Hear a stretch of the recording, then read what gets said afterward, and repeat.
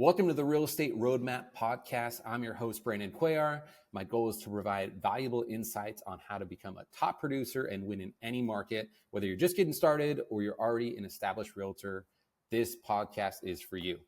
Today, I'm honored to be talking with Kristen Wright. Kristen, she's a rockstar agent in my local market. Kristen, how are you doing today? I'm good, thanks. How are you? Awesome. Very good. Thank you for asking. Well, the main question I want to ask is, first of all, how'd you get started in real estate? I had a 22-year career in corporate, Oh, which wow. is why we originally moved to Texas. And the last 10 years of my career with corporate, I was in the executive leadership, on the executive leadership team. And I was traveling a significant amount.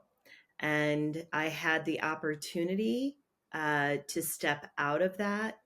And when I did, I decided to go into real estate. My husband and I, when we moved to Texas, we got involved in investing with multifamily Oh, apartment wow. Okay. complexes. So I had an interest. I never wanted to get into commercial as a commercial agent, but I did have an interest in real estate. And so, yeah, that was about 8 years ago, a little over 8 years ago now. And I've been a residential realtor since. That's amazing. So what got y'all down the path of multifamily residential and investing in that? We thought that it would be an excellent addition to our retirement plan.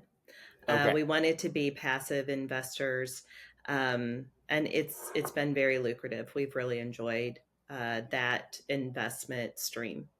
That's great. And so when you say, multifamily and then I hear you say passive, are you guys finding those deals We and, are not. buying the deal? Okay. So you're No, investing in a fund, I assume? we are passive investors with a group of people. Yes. Okay, great, great, great. Very cool. And so what did that transition look like? Obviously you looking at this option for, to help with retirement. How did that tie into actually being a real estate agent and helping families, purchase and sell homes? So I understand from perhaps a different view the monetary investment of real estate. Hmm. And there's so many different ways that you can really put real estate into your portfolio, your financial portfolio.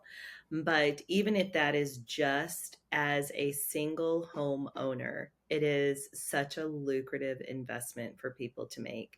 And people Love dream that. about it all the time. Not everybody feels like they can do it. And so I really like helping people, especially first time home buyers, Mm, understand the value of the decision. Yeah. yeah, that's amazing.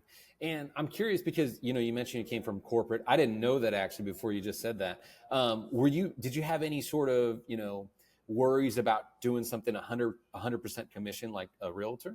Yes, I was terrified. I absolutely was terrified of that. And I'd Yeah. always said I didn't ever want a job that was just 100% commission. It just didn't interest me. Yeah. And so right after I got into real estate, um, I had a mentor. The brokerage that I went to, I stayed with just up until January of this year. They were fantastic to me. But I Mhm. had a mentor, and she was phenomenal.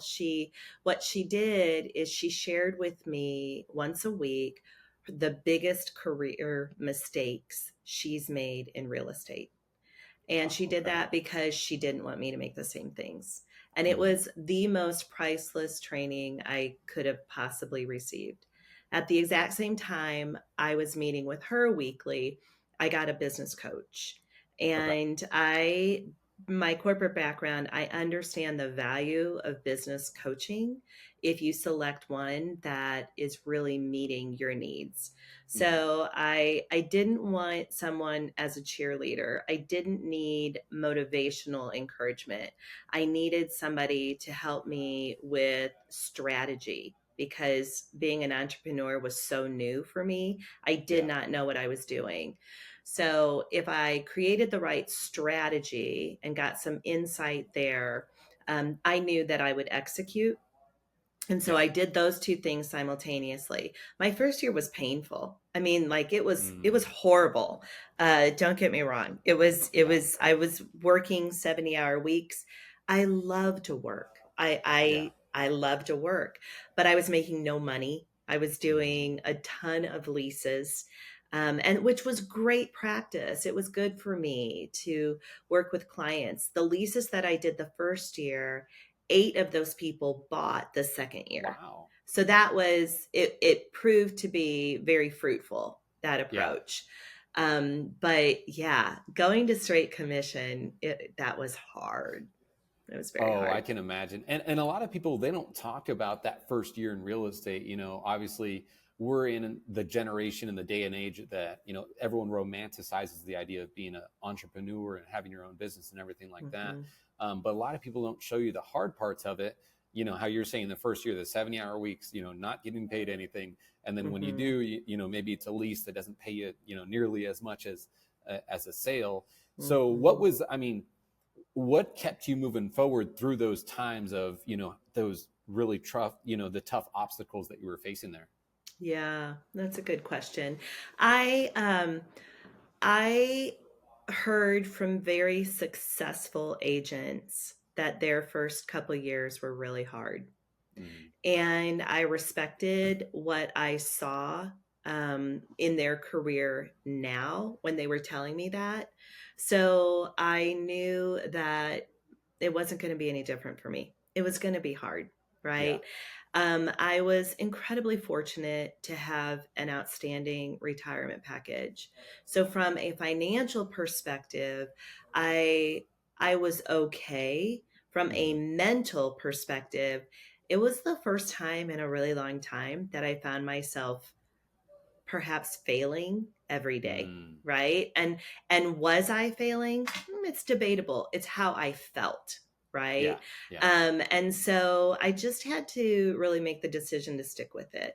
I wanted to stick with it, and Mhm. yeah, it ended up really working well for me. I think that's a common trait that I see when I talk to successful real estate agents is the commitment to sticking with it. But it is a hard thing to know when to say, hey, maybe this isn't the best option to do, Yeah. and what when it is. So I love that you said, hey, I knew that this is an option because I talked to other top performing real estate agents, and they went through the same thing I'm going through. Right. So and that's okay. I'm super curious about your mentor that you were talking about. What are some of the lessons that they taught you that helped your business? Oh, yeah, boy, there were so many. So a lot of them, she just really focused on never say what you don't know. Say you Mm, don't know it, right? And then get an that's great. answer. So most of her mistakes were based upon sharing with a client incorrect information or Mm, explaining a document incorrectly. And what she was good for with me was just really instilling. There was a little voice in the back of her head saying, Are you sure about that? Right. And she chose to ignore it. And yeah. so it was really, really valuable for me to feel very empowered to tell a client, I don't know that. But I will find an answer for you and I will get it to you before the next 24 hours runs out, right? Love And it. I would usually meet that deadline, but I think that I have my own team now, and we talk a Mm, lot about sharing when you don't know something. yeah. And it's very interesting because frequently people think that when you share, you don't know something, but you'll get them an answer. And then you do get them an answer. The client now becomes more confident in our Yeah. ability, but people frequently think that it loses their confidence in us. And I am a very hard no to that Mm, approach. It does not make my clients lose confidence in me. They actually gain confidence when I tell them I don't know, but I'll find out. And I do find out. yeah. Yeah. That's amazing. I totally agree with you. And that's the thing where, the whole idea of fake it until you make it Yeah. in terms of being a realtor is not a Hmm. great idea. because Yeah. the last thing you want to do is give a buyer or seller incorrect information that could possibly cost them, tens of thousands of dollars. Right. So I love that you said that, of just, hey, I don't know, but you know what? I know where to find it. Right. And I think that's amazing that, it sounds like this whole career that you've had in real estate, you've had people in your corner that were experienced, like your mentor, and you're talking about your business coach. Talk about that. How important is that to have, someone in your corner that's experienced that you can go to? It's extremely important. So my first couple years, my first 2.5 years in real estate, my second year I started having transactions, right? Mm-hmm. And I was fortunate enough to get in deals where the other realtor was amazing, very professional, very seasoned, and just incredible to work with. And that That's doesn't great. always happen, but I mean, it was real. I look back and I just think I don't even understand how I won the lottery in that situation. But after those deals, I would call and I would say, "It was wonderful working with you. Is there any chance that you would be open to meeting me for coffee a couple times a year and maybe Wow. mentoring me?" And Wow. every single one said, "Absolutely. Let's meet next week." Like every single Yeah. one. And so I had this little posse of five um, agents that have been in the business. Now it's been more than 30 years, most of them more than 35. And their experience is phenomenal. Mm-hmm. And they know that I don't take advantage of them. I very rarely call them for help, but when I do call, they answer. Yeah. And now things are so different and they're a little more complex. And they'll be like, "You know what, Kristen? I don't know how to handle that, but let me get back to you." And they get back to me and they're like, Yeah. "Let's try this or this." So it's been a really good little tribe of resources for me. That's amazing. And I think a lot of people are, so scared whenever they get into a new industry and they're talking to another industry professional to say, hey, you know what? I'm new. Can I get some help? Yeah. I don't see that a lot. What I see is the other side of things where, again, it's a lot of the, fake it till you make it. And then all of a sudden, the deal's blown up because they were supposed to Yeah. send a document or, get builder docs or something like Hmm. that. And they never asked, they never Right. asked for help. So did you get that from that insight and that wisdom from your corporate life, or Yes. where? Okay. I Okay. did That's get great. it from corporate, and there is a camaraderie in my corporate career that I experienced, Mhm. and I know it's not everywhere, but that's what I was fortunate enough to experience, and so um, it's been really nice to see. I've never been turned down when I seek just some wisdom, some insight from Mm. somebody, and the people that are at the top of their game, they want to help. The Yeah. reality is, I'm not their competition, right? Yeah. Like, Yeah. I'm just a peon. I'm a small little fish in the ocean, right?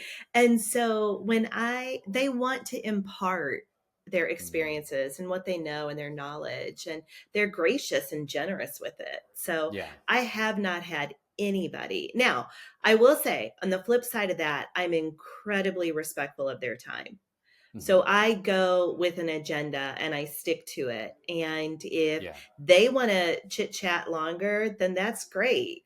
But I'm really respectful that they are giving me time that they don't have to, they're Mhm. choosing to. Yeah. So it works well. That's awesome. And I think what a lot of people don't realize is the people that are the most experienced and are producing the most are also the people that have a mindset of abundance, Yeah. right? The people that are worried about, like, oh, if I tell her this strategy or this little tip, then they're going to take my business. That person probably is not doing a lot of business and Mhm. is probably doing business not the way that you want to do it anyways. Right. So I think Right. that's something that a lot of people don't understand is the people at the top, they number one is they have a mindset of abundance. They know that if they share all these strategies, first of all, only, maybe 2% of people will actually implement it. And even Hmm. if they do, there's enough to go around. And Hmm. then another thing, like you just said, is a lot of people that have been in the business, they want that, that feel good, like social credit of like, hey, I helped out. Hmm. Um, and that's their reputation. That's part of their reputation. They like being Hmm. that helping person. So that's amazing. Right. Now tell me about, like, your business coach and strategy and stuff like that. give me some practical stuff, for a newer agent that wants to kind of cut their teeth in real estate. What are some things, I'm sure you kind of learned some things that didn't work. What would you say would be like the 2 or 3 things to focus on today to build their business? Okay.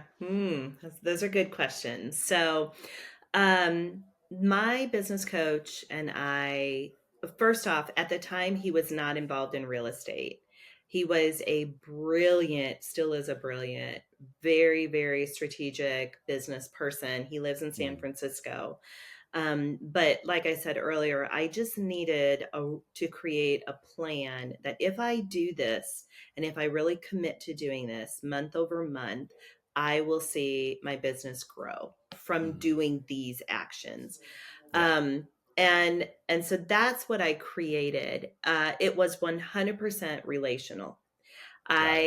I do not buy leads. I have no interest in that. I wanted to build relationships and get referrals Mm, from the relationships that I currently have. And I knew that that was going to take time, right? yeah. So that's where my focus remained, and it still is. My business is 100% referral based, um, and most of my teams is as well. There's only one person on the team that does a referral program, and it's for veterans, and it's very lucrative for her. It's great, but Mm-hmm. the rest of us are all by referral. So what I would really encourage people to do is to figure out, if they well, there's two things. Number one is don't get sucked into the marketing hype. I Mm. have never seen a career that throws these marketing um, I don't products to Yeah, you like real estate does. And if you buy this, then you're going to close 10 transactions a month, or if you yeah. buy this or this. And you have to block out that noise, because when you're just starting and when you don't have the business, that is more attractive than ever. Those little marketing Mm, hooks that you need this to grow your business. yeah. So block out that from a marketing perspective. But in order to do that, you're going to have in your core that you are enough. Mm, So you don't have the love that. experience, you don't have all of the transactions that you can speak to with a prospective client. All you have is you. And so if there's not some level of confidence that you are enough and you can do this, then it's going to be incredibly hard to do it. Yeah. So, however you get that, whether you get that through a spiritual avenue, or whether you get it through counseling or fantastic relationships or previous work, I would just really encourage brand new agents to wrestle through and get to that point, because your clients will see your confidence if it's Mm, genuine, whether you have 0 transactions or whether you have 20. A yeah. client can sniff out confidence. And again, confidence isn't arrogance. It's just, I got this for you and I'm going to Hmm. protect you. I am going to guard your money. I'm going to negotiate for you, and we're going to get through it. Right. Yeah. So it's all of that. That also, you said something earlier about fake it till you make it. If Hmm. you really do take that approach, you're not exhausted from faking it. You're not Yeah. feeling imposter syndrome, right? You're just like Oh, I love it. truly learning and growing along the way, and your clients sense it and do feel like they picked the right agent.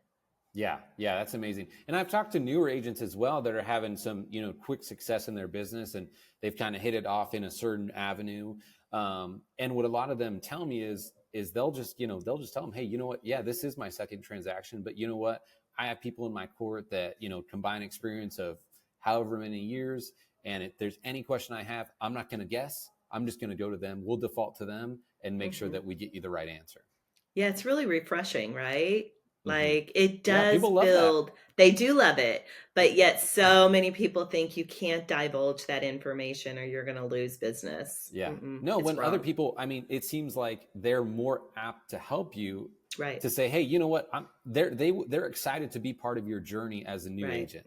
They're like, right. oh man, I was able to help, Stacy fund her first or second transaction. Hmm. So relationships, I love that because one of our, core tenets here at NXT Mortgage is relationships, not transactions. So I am Hmm. right there with you. Hmm. I'm not a fan of, the paid lead avenue either.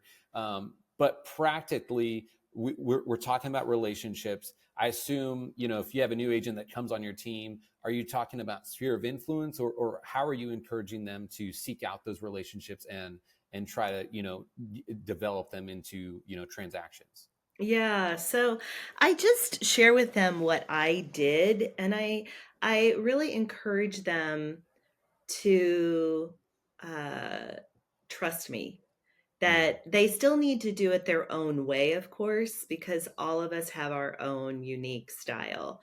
But I really met with people and I talked to them. I'd have coffee, whatever that looked like.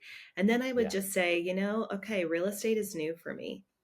Hmm. And I'm going to build my business from referrals. And I would love for you to keep me in mind when you hear that somebody is potentially going to buy or sell. But there's a risk for you to do that because I don't have any experience. And so Mm, I am going to ask you to trust that I will absolutely make you look good. wow. And then I That's was just amazing. quiet, right? And me saying those words put a very heavy weight on my own shoulders, right? That I Yeah. better not Yeah. screw it up because I Yeah. am asking them to step out on a limb and refer a totally green agent to Hmm. somebody, right? Yeah. But they knew that when I said it, I meant it. And I didn't get them overnight. It took me several months to get my first one. And then I appreciated the person that gave me the referral tremendously. Hmm. And then when it was all said and done, I asked them, did they get any feedback? And they're like, oh my gosh, Kristen, they absolutely loved working with you. I will keep referring you. I'm like, thank you. That's but amazing. but that's what I said to folks, and so I encourage new agents, do something similar. Also, don't pick your best friends. Your best Oh. friends may not necessarily have a high level of influence with other people. They're just your best friend, right? Hmm. And so really think through who is in your sphere of influence that you call when you need a new landscape company, or when you Uh, need some interior painters or a travel agent. Like, who do yeah. you think about calling? And that person carries a heavy weight of influence with others. That's the one you want to start with for coffee.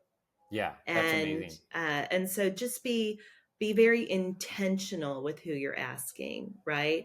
But don't annoy them. So Yeah. I could easily have stalked my influencers much more than I did, but I typically just checked in with them once a month. That was it. Got it. And So, sometimes it would be a text, sometimes it would be coffee, but the initial was always coffee. yeah.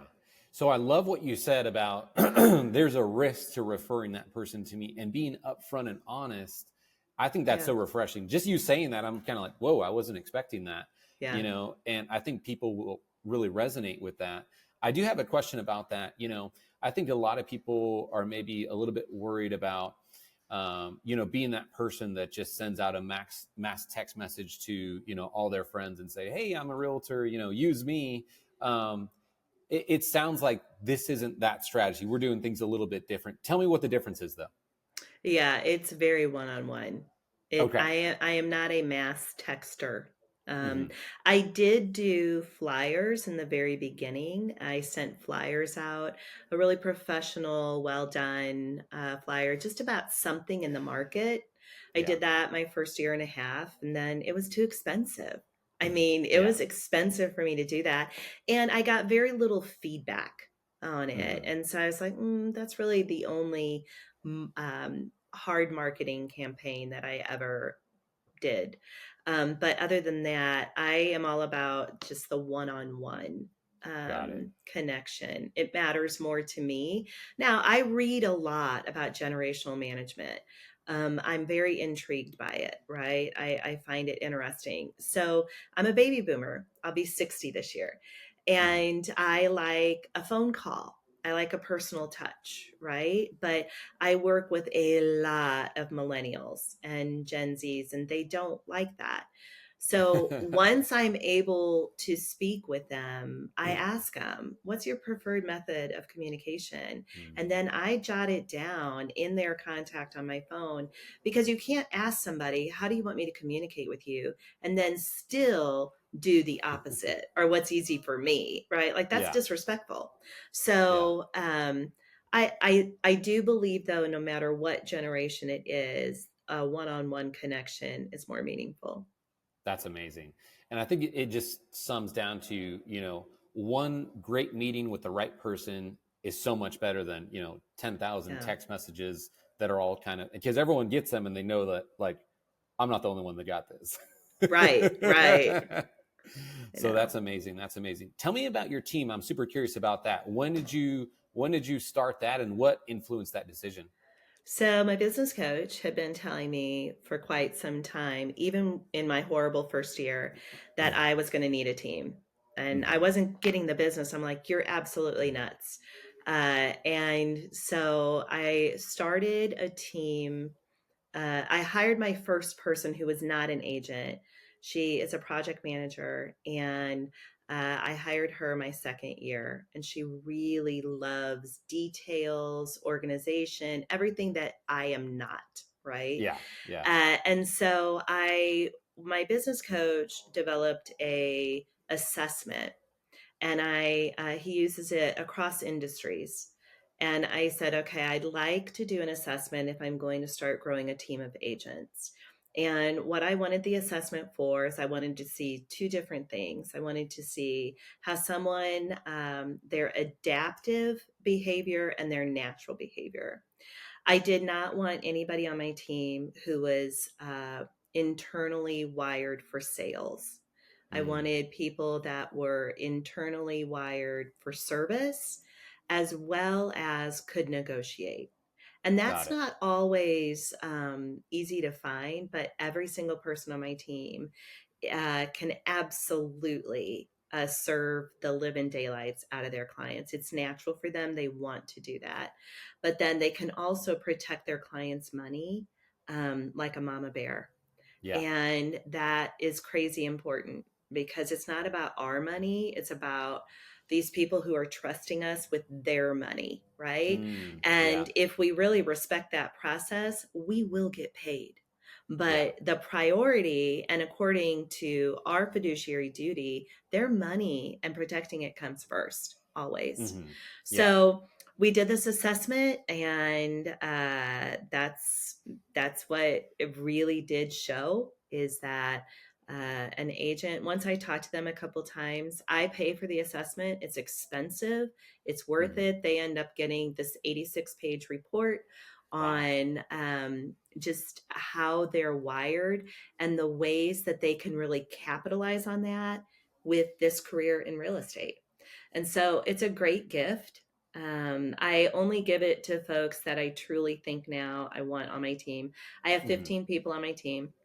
I usually I usually only hire brand new agents because I don't want people who have gone to 4 years worth of sales trainings. Mm. That's just not what the culture on my team is. Yeah. And yeah, it works really, really good. They're I feel like I've died and gone to heaven. They are the best group of humans. We have each other's backs. We absolutely care about each other's success.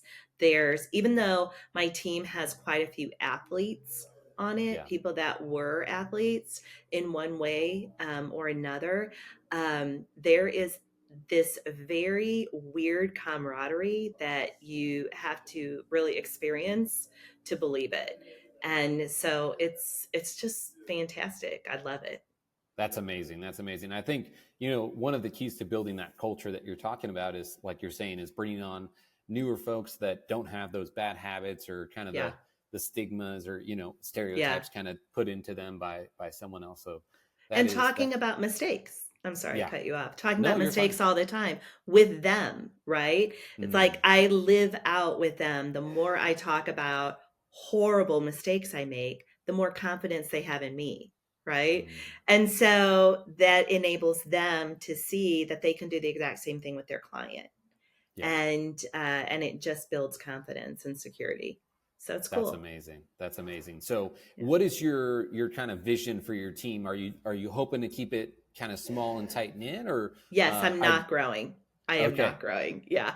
And unfortunately, I've had to let a lot of people know that in the last couple of years that um, I'm just not able to do that. I'm not really interested in doing it. Mm, We have, I had a team in St. Louis, which is where I'm from.